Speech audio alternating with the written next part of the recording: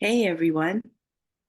So today we're going to talk about our main story, which is that the US has approved for strikes on Iranian targets in Syria and Iraq after a drone attacked three US soldiers in Jordan. Then we'll talk about Canada's delay in the expansion of euthanasia for the mentally ill. And then we will speak about the removal of all Universal Music Group music from TikTok. And we'll give you an update on global warming. Thank you. Yeah. So if you'd like to share your thoughts with us, don't hesitate to comment in the chat as we are live, or leave a comment on YouTube if you're watching us from YouTube today. So yeah, let's start with our main story tonight, which is US plan to strike Iranian forces in Syria, if I'm not mistaken, and how that is impacting the geopolitics and the geopolitical, stability that was implemented in the past few years. So, Grendel, would you like to explain a little bit what the situation is about? Okay, cool. So, thank you for the introduction. Yeah. So, the drone attack happened in a place in Iran, and not in Iran, sorry, in Syria, and it's basically an area called Tower 22, where 3 U.S. soldiers were killed and 41 others were injured. And part of the conversation was that obviously the US is in the position, it was of the position that they will not tolerate those kind of attacks on their forces, given that it's not only in the Syrian and Iraqi territories, it's also been in the Red Sea.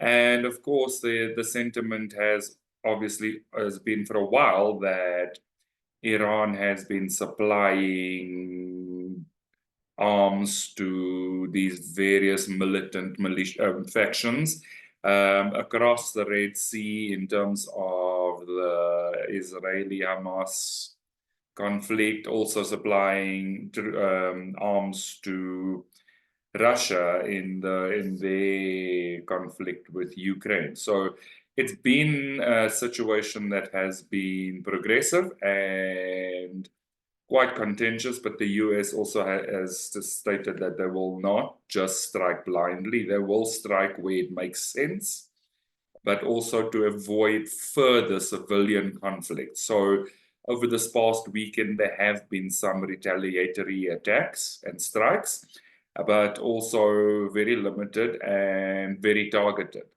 So that has been the driving force behind the plan to approve counter strikes in those areas. And it seems that the majority of those strikes will happen in Syrian and Iraqi territories, not necessarily in Iranian territories, and that's to avoid a further escalation of any potential conflicts with Iran. Okay, yeah, thank you for the summary. So you're confirming that Iran was the first to attack, basically. So not Iran, but the weaponry used was Iranian manufactured. Okay. All right. That kind of changes a few things because, even though the article was neutral, its title could have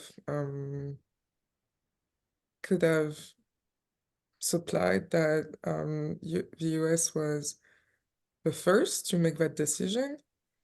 And I think, I don't know about you guys, but it was kind of surprising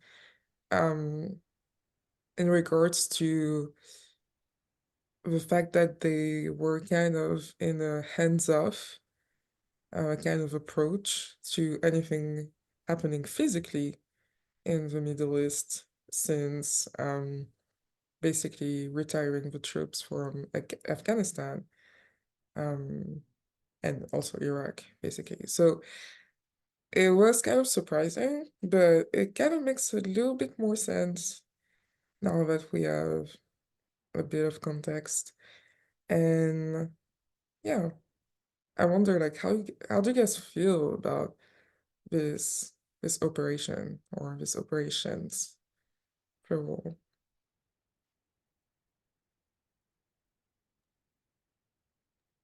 So I also wanted more clarity on who was the striker. It is Iranian equipment, but was it Syria that was striking, or where did the drone originate from?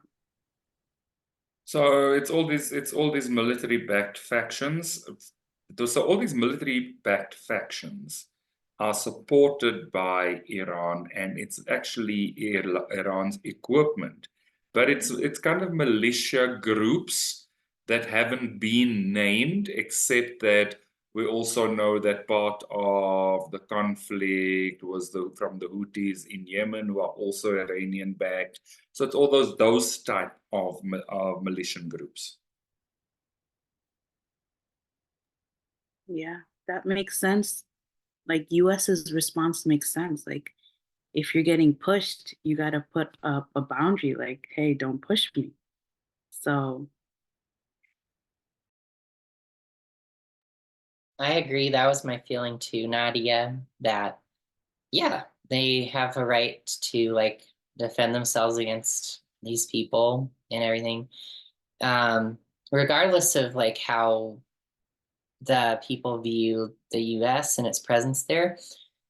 But yeah, I think did someone from that group express that they were just opposed to the US presence in the Middle East? I don't remember. But I'm not sure if I read something about that. But yeah, I think they're called the Islamic resistance in Iraq. And yeah, like they're funded by Iran. But to me, part of me when I read that, I was like, well, this is kind of like just between the US and the Islamic resistance in Iraq. Like it's not really between the US and Iran, or it could be seen as like a proxy war. Like I guess it's more of a proxy war because maybe the Iran, of course, like it doesn't want to have like that, like a direct confrontation with the US is totally like extremely dangerous for Iran. But like they've got to, I think that's their strategy though, is that they just like put weapons and money into like these rebel groups so they can like cause trouble and antagonize people who Iran regards as enemies and who those people regard as enemies too.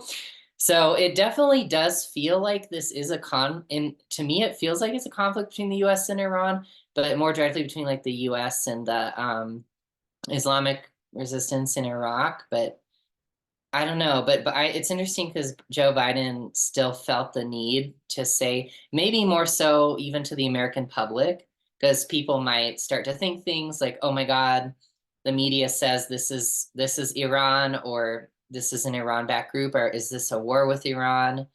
And Joe Biden maybe felt the need to say to the public, like, oh no, we don't want a broader war with Iran, that kind of thing. But when I looked at it, I'm just like, this is not like a war with Iran. It's more like them sending their minions.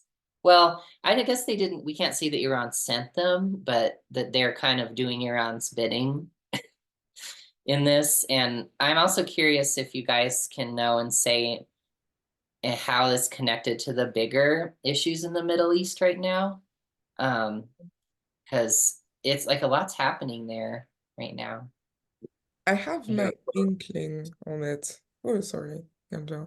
I was just going to clarify that the group that the group that took responsibility for the attack was a group called Iran's Revolutionary Guards. So there's a much more direct connection. Yeah.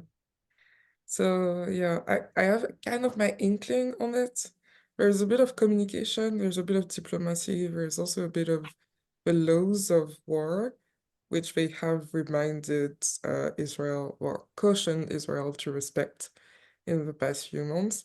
And I think they're doing that themselves. As you say, like you can have any views you have on the US.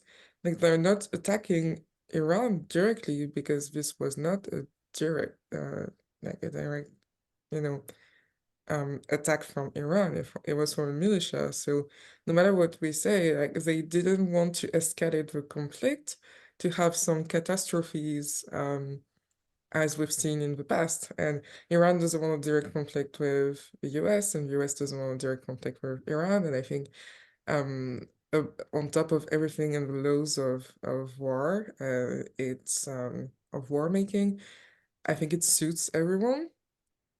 But there is also very much a message of like defending the regions and saying like we see what Iran is doing by these militia groups and funding all of these conflicts in the Middle East, because we now have proof that they're funding a whole lot of conflicts in the Middle East. And I think even though like it seems very personal, I'm like, okay, you attacked me in Syria, well I'm going to respond in Syria to the militia groups and drone strikes.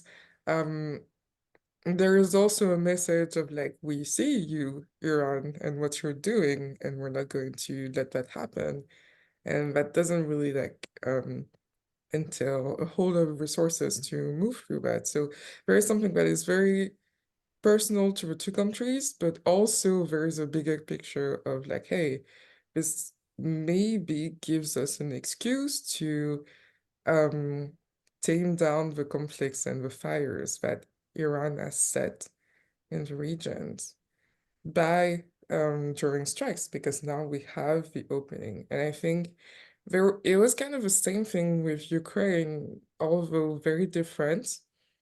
There is this very thing of you know, not because the full force of military powers of NATO are deployed, it doesn't mean that they're not incapacitated to do that. They're just moving with very like it feels like it's very careful steps.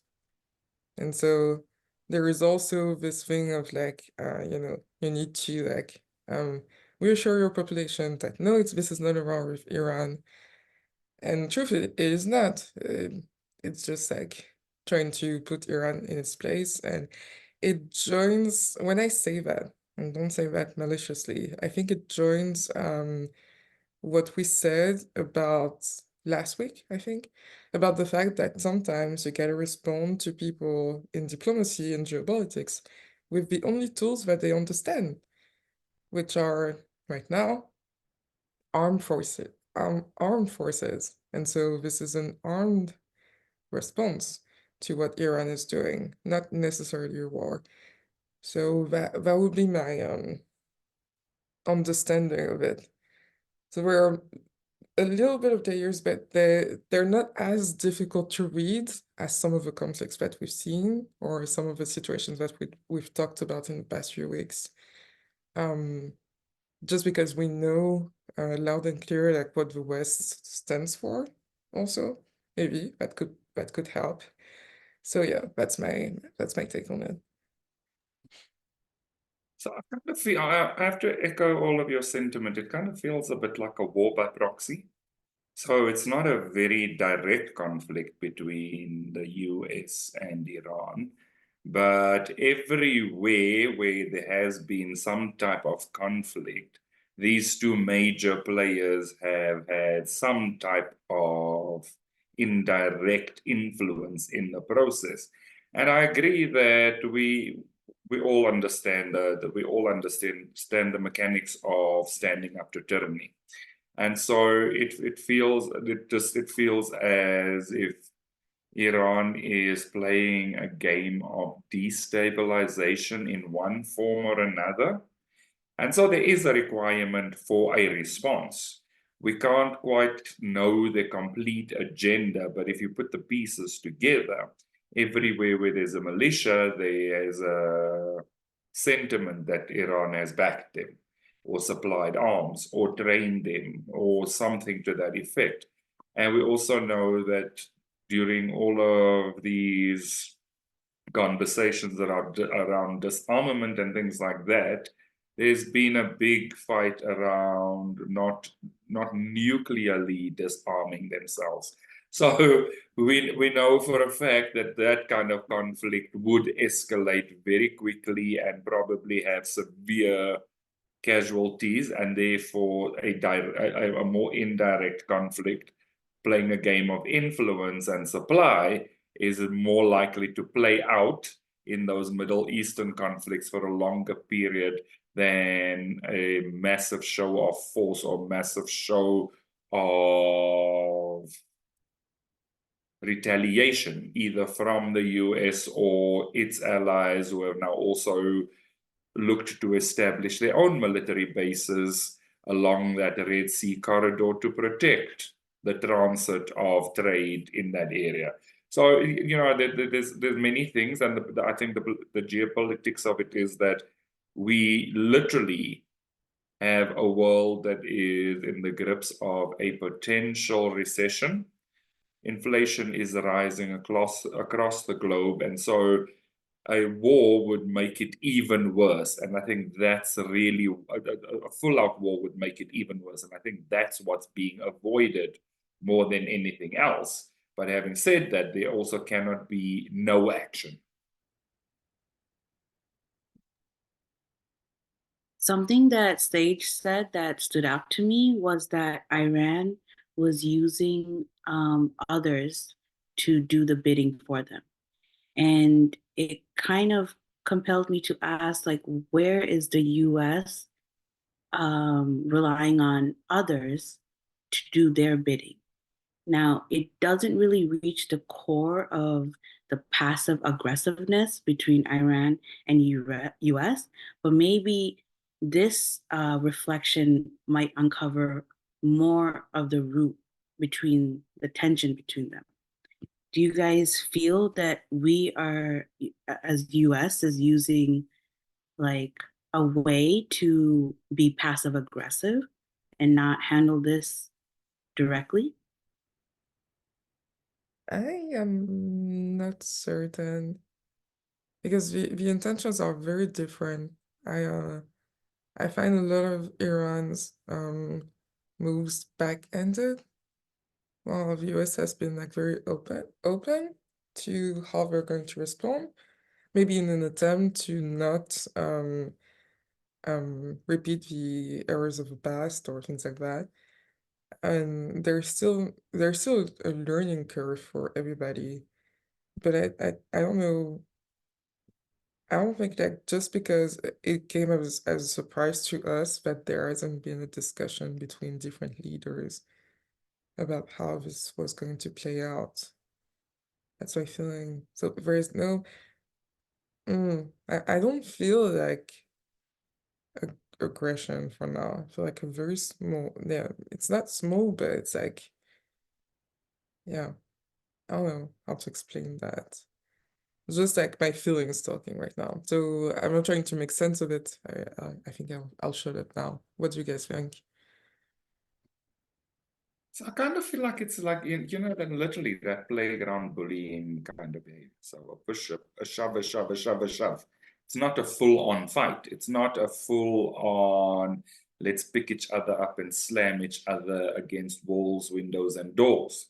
But at the same time, if not guarded against, it could very well escalate into that kind of behavior. And so this is kind of establishing lines in the sand to say, actually, just don't step on my damn toes. I don't like it. And it's necessary to highlight that I am actually paying attention to your behavior. So just beware that at any given time, I will bring my full might to bear in the situation if I need to. So I feel like it's more posturing and warnings at this point than a desire to escalate into full-on conflict. Yeah, I don't feel like the US in this situation it doesn't feel like the US is like enlisting allies to do stuff for them, but it feels like Iran definitely is, and it feels like maybe the government wants to like see if the US like just make it harder for the US to kind of stay and keep a presence in the Middle East. Because I know the US has been like helping the side, like the rebel side of the non-government side of like the Syrian civil war. And I feel like the US presence is trying to maybe like maintain some stability in the Middle East so there's not like all out huge conflict between like Iran and their allies in like Saudi Arabia and stuff. Because like if the Middle East gets destabilized, one thing that I learned recently is that the US has been energy independent for like a decade now, and the Europe is not. And even now, like it's even more important the Middle East is like stable. So that Europe has access to like oil. And I was like, yeah, that's interesting. So that must be why the US stays, but then or these groups are making it even more of a headache.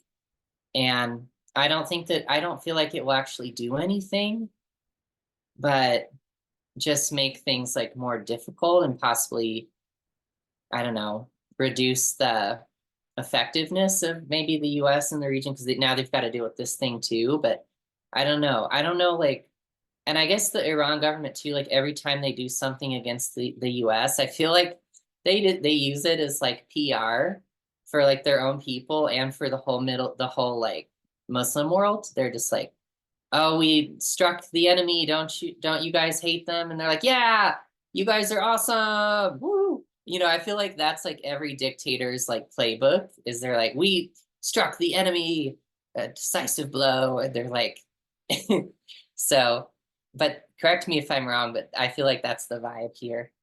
Yeah, I So, feel that too.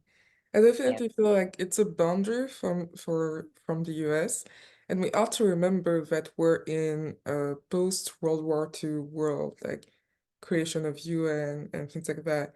There is like a mouthguard, so that things that happened during World War II never happen again. And so I think even if it's not perfect, even if sometimes there are things passing through and we cannot do everything for each and every country, there is very much actions being taken so that no dictator has the power to test the waters without people saying anything until they're all out and creating a world war, um, and massive like extermination. So we gotta remember that in the energy there's also like this boundary that has been implemented by diplomacy and democracy, so that when people do little things, when they test like Iran, like going to say like we're strike here and what are you going to do next? Ha ha ha. That this energy can be put down a little and that there can be a response from time to time. So I think this is that response right now. Why the root of this hate between Iran and US? Can you guys clarify this for me? Well, it's more like I feel like the government in Iran, they're very opportunistic and power hungry. I don't feel like they have any any values at all besides just let me get power and wealth and I don't know what they want. Really, who knows? But I feel like their whole narrative that they sell to the people is that, which is true, is that, you know, the United States, they have been meddling in the Middle East for like, you know, 100 plus years, and the Europeans in the West have been meddling, and that's true. And the US helped um install the government that they overthrew, like the Shah, monarch of Iran. He was overthrown by the current type of regime, like the Islamic Revolution happened. And I feel like that's their whole thing.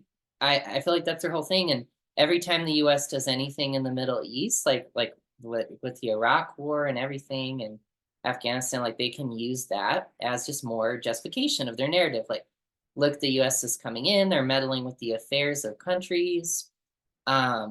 We encourage like people power, rise up against the oppressors and that kind of thing. And I feel like because they're still around for this long, I guess it must be working, you know, like people must buy into it, you know, a lot and stuff. No matter how like they're really like brutal, but I don't know. Yeah. It's funny because isn't this regime more suppressive in Iran than the previous one? I don't know for certain. I feel like it is. The Shah was also authoritarian, and if dissent wasn't handled well, but it was more like people who I've met who are from Iran or whose parents are from Iran. They talk about the times of the Shah as being like a very liberal, open time, like where you could, you know, you didn't have to follow Islam, like a certain version of Islam to the letter. You didn't like there's more tolerance for people like sexual minorities. There was it was just more it was Iran, the Shah was kind of like wanting to like westernize Iran and bring it into the fold of like with the West. Yeah. And yeah, so I would say yes, it probably was, but it wasn't without repression either. But now then there's that huge reaction against it because the US backed that dude, and then now it's just a polar opposite, I feel. People So don't, yeah, I people, don't is yeah. that might be a lesson for us, like for the US, maybe. I don't know, like if you intervene, expect like an equal response. Like, Yeah. Well, they learned that lesson when their plan failed in Iran and then in Iraq and then in Afghanistan. So yeah, definitely. People were definitely more liberal. People used to wear like skirts and 70s type pants, like do hippie stuff and things like that. There was kind of this cool thing. I don't think the Shah was definitely authoritarian, but not totalitarian in terms of diplomacy. No, democracy. Words. I don't know how to use words. Government, but there is something where the totalitarianism that the current government is trying to install is definitely backed and amplified and accentuated by religion. And we mustn't forget that the separation of values around what they feel is religious purity plays a lot in people supporting the current regimes that are present in the Middle East. So there's that too. So yeah, it doesn't mean that one wasn't better than the other, but people definitely talked about at least their freedom to think and choose their cultural activities for themselves. So there was that, even in an imperfect way. Yeah. So about freedom to choose, let's transition to a pretty sensitive topic, that is euthanasia. In I don't know, what is it? Sorry, I don't know how to use words today. You're good. Sage has that story, right? You Yeah, have the background of that? Yeah. it's Canada. Yeah, it was euthanasia. So assisted dying for the mentally ill people. Canada delays their bill around facilitating that. Sage, do you want to explain a little bit more what it is about? yeah, so there was a bill recently that was passed in Canada, like in their national government, to expand the euthanasia services. They have this like I think it's called Medical Assistance in Dying, or MAID is the acronym, and that's like the organization. And in 2021 they expanded it. So it used to be only people with a terminal diagnosis could get the assisted dying or the euthanasia, right? Like as kind of if they're in like a lot of pain or something, or then it's thought of as like a compassionate option. In 2021, it was expanded to anybody diagnosed with like a serious incurable condition, but it's not terminal. So it's not saying like this is going to result in a soon foreseeable like death, you know, and that was in 2021. And since then, that's been expanding a lot. I think last year, either in 2022 or last year, there was those assisted dying procedures, whatever, accounted for like 4% of all deaths in Canada. And like in Quebec, it accounted for like over 6% of all deaths in the whole year, which, you know, seems like a lot. And some people have got kind of alarmed by that, especially like the more religious conservative or like more socially conservative, like who maybe don't believe in that or something. And so, yeah, and the new bill expands it to like if somebody has like a serious mental illness and it causes them a lot of distress, mentally and emotionally, and it's not like responsive to treatment, then you could also, that person could apply for and get the euthanasia. But it's kind of the reason for the delay, like it was going to be implemented this year, but now it's like delayed until about 2027, they say, is because doctors don't even know how to implement that. So they don't know how to review someone's application and be like, okay, does this person qualify for this, like the assisted dying or not? And it brings in this debate about when is that an appropriate thing to do? Because I feel like this is a new thing. Like I've never heard of assisted dying or euthanasia just for a mental health condition. I've only ever heard of it for like a terminal, like if someone's in like a lot of pain with a medical condition. And so, yeah, it definitely opens up a lot of debates and stuff and a lot of strong feelings from people. So, yeah. And yeah, my initial feeling about it was I was like, why would you like, I don't know, like why would you assist in the dying of someone who just has a mental illness? Because I don't know, it just feels like maybe not helpful or necessary. But I don't know, what are you guys' feelings about it? So, without going too much into the details of it, because I think we could get lost here in all of this, there is an idea that a mentally healed person is just suffering a lot and not being able to show it and just wanting to put an end to that suffering. What I think is not said here is that where's the limit? Like, is there like, are there like specific levels of mental illness that actually incapacitate someone from living altogether that should be considered, or is it everybody? On the bigger scale, I think a lot of people were alarmed.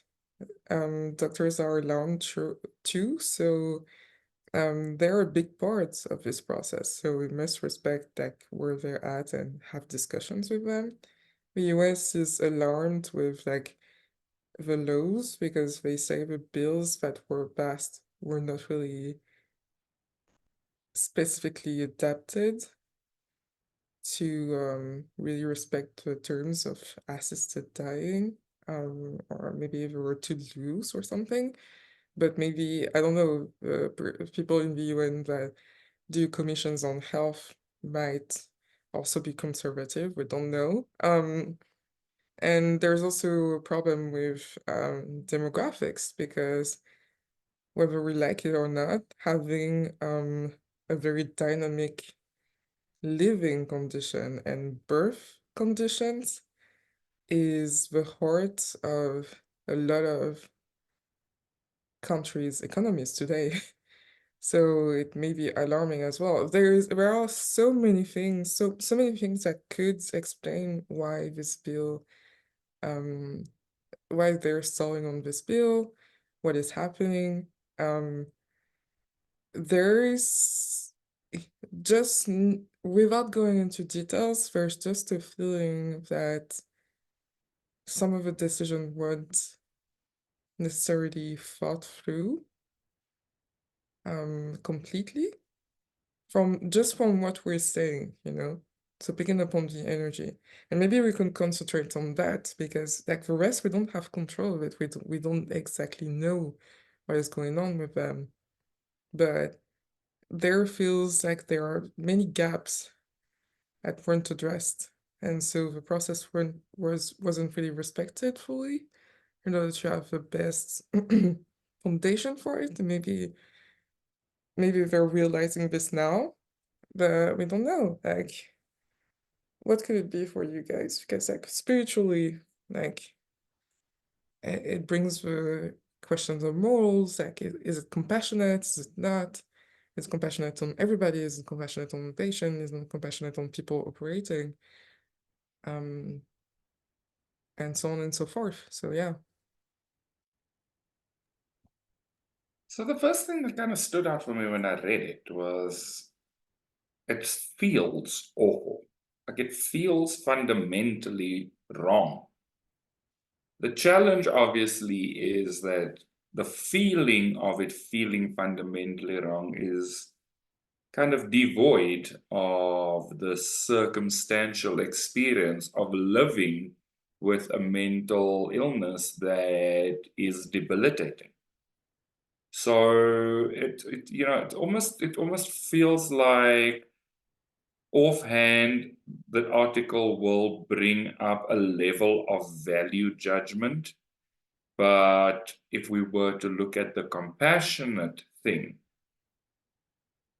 what value of life do some of those people have under certain circumstances? And is the compassionate thing not to allow their choice? I think that's really for me the core of it. Everything at the end of the day is fueled by a choice. And so how much of a decision do we have in somebody else's choice if we have ensured that the logistics and the medical requirements and the legal requirements are all met?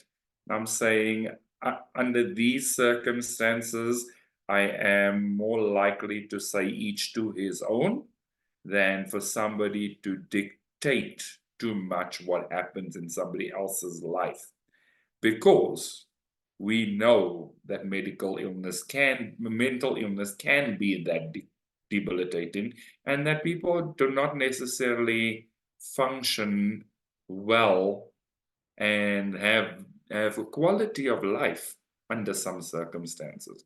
So as long as they can kind of dot the I's and cross the T's, I would err on the side of caution and say, if all of those things have been done appropriately, then I would support it, even though my initial reaction was, what the hell is this?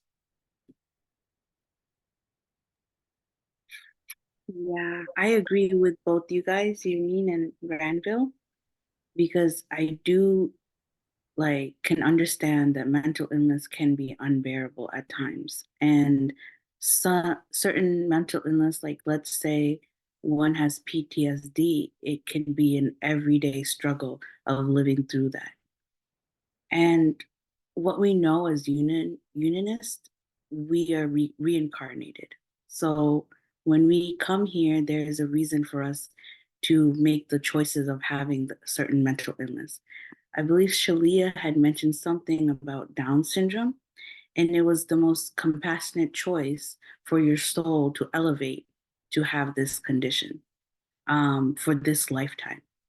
So for me, I can understand from a spiritual perspective of, you know, finding the solutions for your mental illness rather than ending it.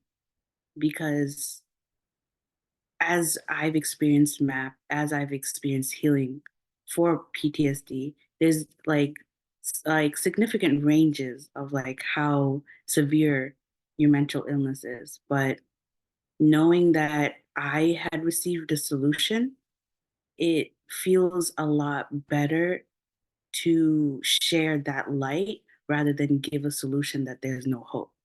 And living in a world where we know that not all the psychiatric um, prescriptions and solutions are the best fit, like we're not at that point where that one pill is what is going to give you the solution. Um, it still like benefits us to strive for the light, you know? That's what I'm trying to say. Yeah. I would tend to agree with you. Like, I would say if I were in the shoes of a doctor, like, I would say, like, my gosh, there's responsibility on me, but also, like, what is that person's choice? All of that. And there's always that delicate balance that you gotta make a decision on, even though, like, laws being passed on it are a whole new step. But also, like, I find that a lot of the times, like, things that people um are struggling with, especially when they are oscillating between two extremes of the spectrum, they found a solution outside of the spectrum with what we bring as unionists. Like, for example, twin flames, like, like, oh my gosh, am I going to have a life of fighting with them or just complete radio silence because we can't stand each other? And sometimes people are like, oh my gosh, I don't know what to do, where to go. And, um, as unionists would say, like, step out of this mentality and do the inner work. And it's not actually the middle, it's a whole new solution, it's a whole new system. And I think my mind alignment process is like this too. It's like, oh my God, like, life or not life. And the spiritual truth is that, like, life is not free here on Earth, but there is also like a choice to incarnate here. So what is the solution? End it and start over again, or like suffer through it and try to go till the end and heal, or like stay debilitated for like whatever, how long. And there's no middle to that spectrum because it's too extreme. But mind alignment process is like step out of this and actually heal it at the core so that there is no question at all anymore. And I think as a unionist, as a citizen of Canada, I maybe would have had a very different outlook on this. But as a unionist, I say, like, yeah, there is just a solution to bring very quickly and easily. That's maybe a conclusion to that. Don't know yet. And that's partly why we're sharing this love and this light, because there is a solution. From my perspective, from my life, there is a solution outside of the two swings that you were mentioning. So for me, it's like unquestionable of the value of one's life and to partner with God in that value, to recognize that everyone has that purpose here.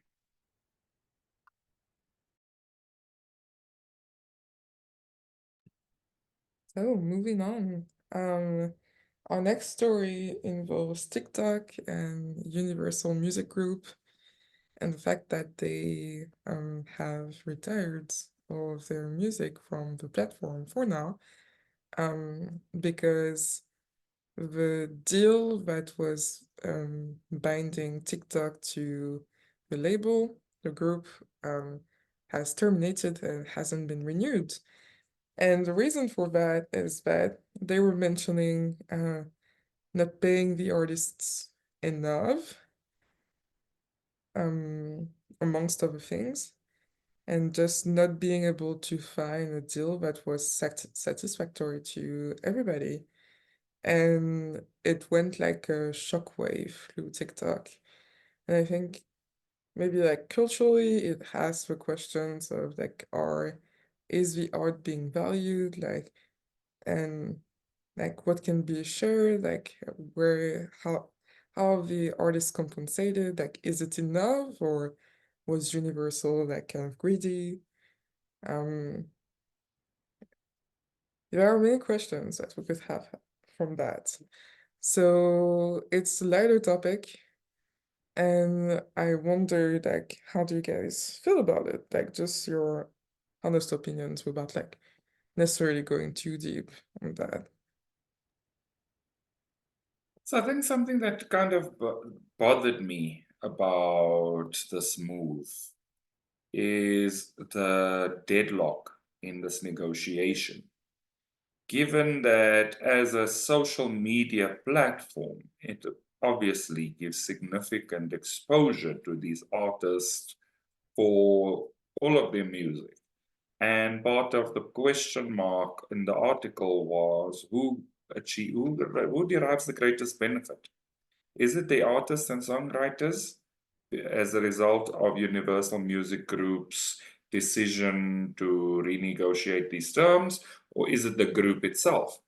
And it kind of brings up the question of if this is all of these people's life purpose, should they not be free to give their gift until their gift starts bringing value? So, you kind of have to put it in a different perspective. Like a lot of artists initially became popular, especially smaller artists became popular because they put their music on TikTok. And it was a platform for exposure to fans, to greater following. And so I don't know if this is going to serve them or if it's going to do more damage than good. My personal opinion is, were the royalties from TikTok really that big? How much bigger can they really be? And what is the benefit of locking down these negotiations so tightly?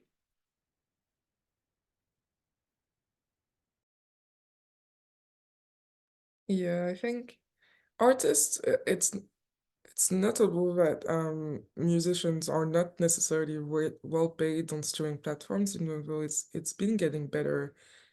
Um, yeah, with the years, I feel like they pulled a Taylor Swift, like she did on Spotify, until they paid everybody well, but they did for so many artists that it feels like kind of, yeah. And I don't know, because like music is an integral part of TikTok, but the business model is not that of a streaming platform. It's there are royalties, yes, but the social media, like, they don't pay so much. Like most of the pay is sponsorships and things like that. And so I think the the deeper business model, and I understand Universal's decision, but also the deeper business model that they might have missed, maybe not, since it was in their interest anyway, was that TikTok was making influencers of their artist, which then converted them into Spotify, Deezers, and Apple Music, so that they became little millionaires for some, even though they were unknown before. So yeah, there is, yeah. I don't know, there's kind of a dichotomy here that no, is not necessarily being addressed.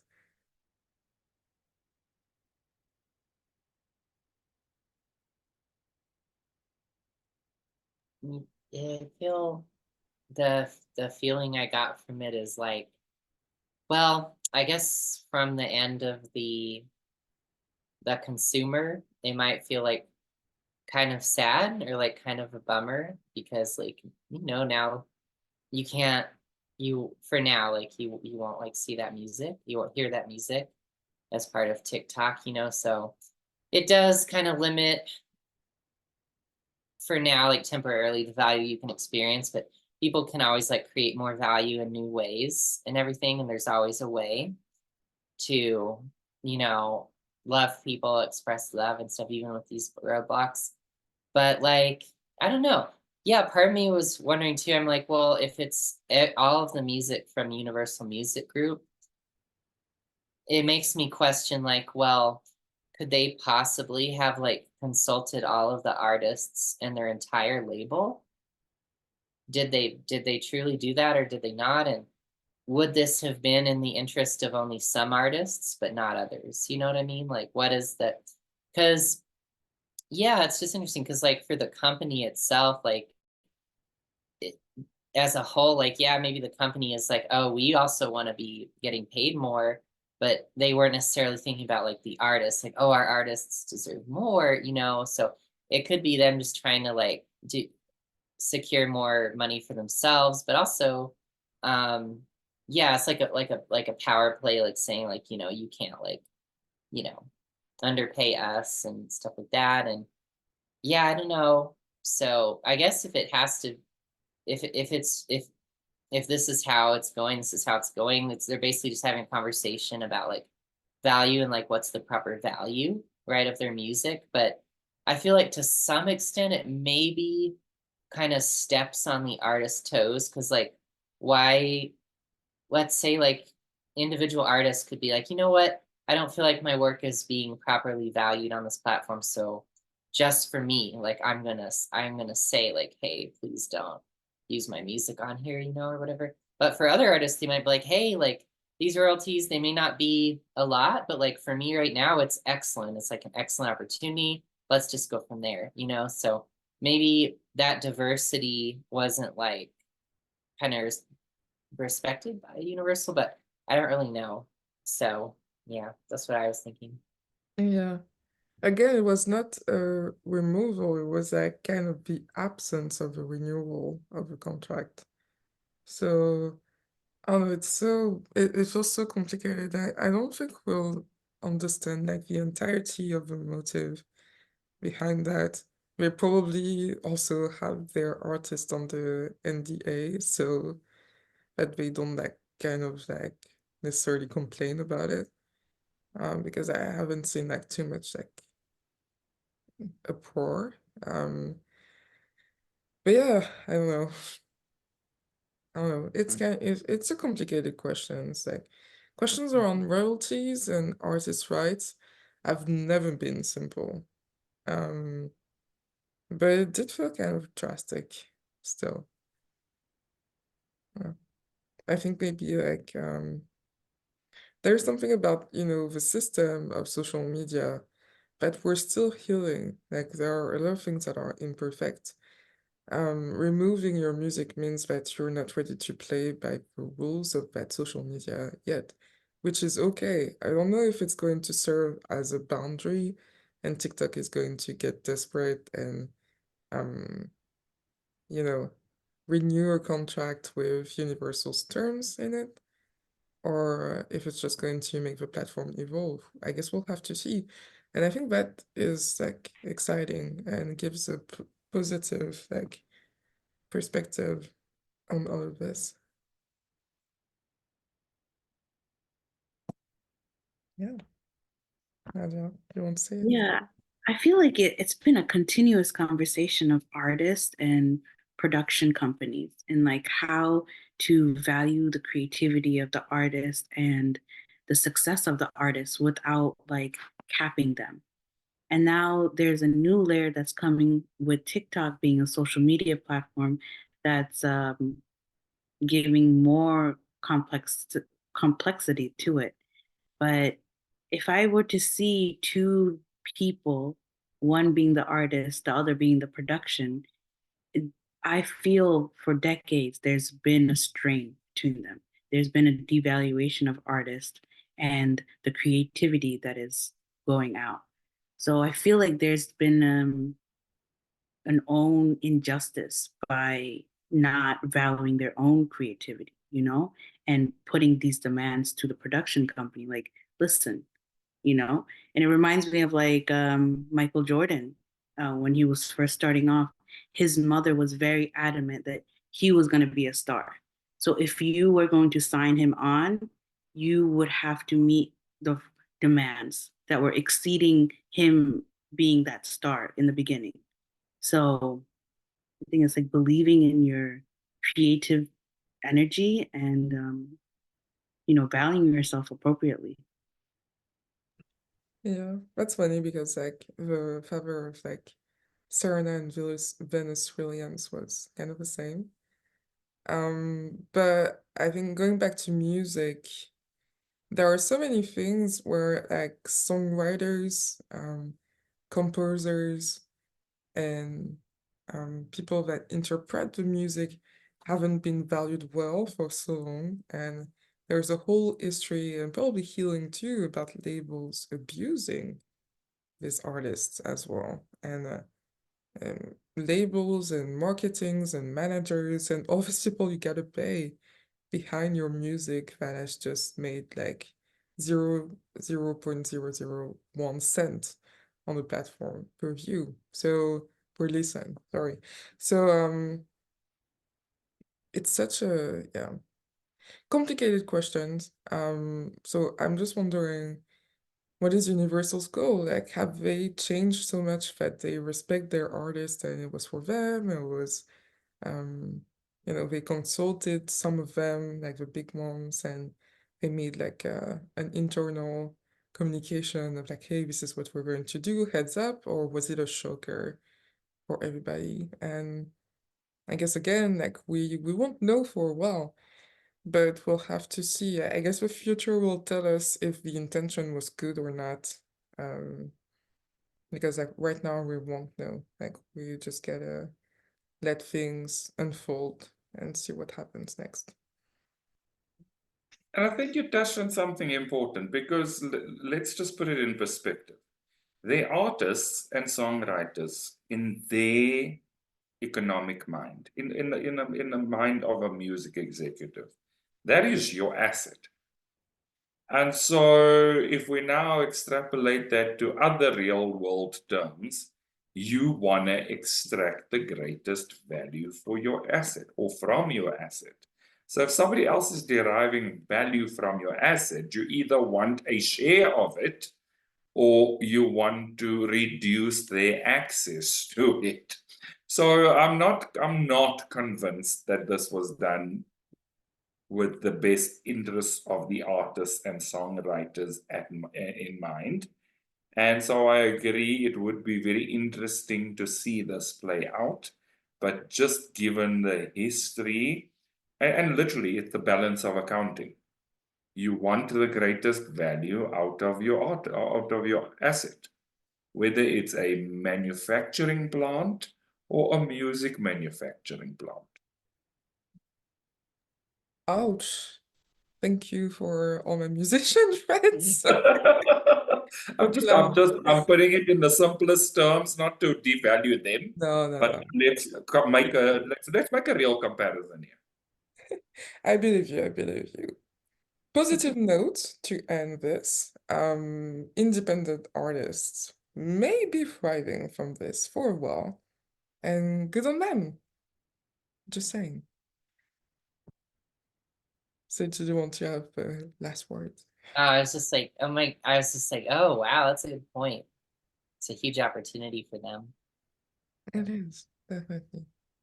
So with that, thank you to everyone who has watched this live or watched us on YouTube this time. If you like this conversation. Definitely like, subscribe, and share this discussion so we can do more. Check in with us next Wednesday on the live, and next Friday on YouTube. We're going to talk about Greenland and the fact that it's losing ice fast. So yeah, exciting conversation. Not exciting topic, but definitely interesting for us to discuss. So take care. Have a good day. Bye bye. See you soon.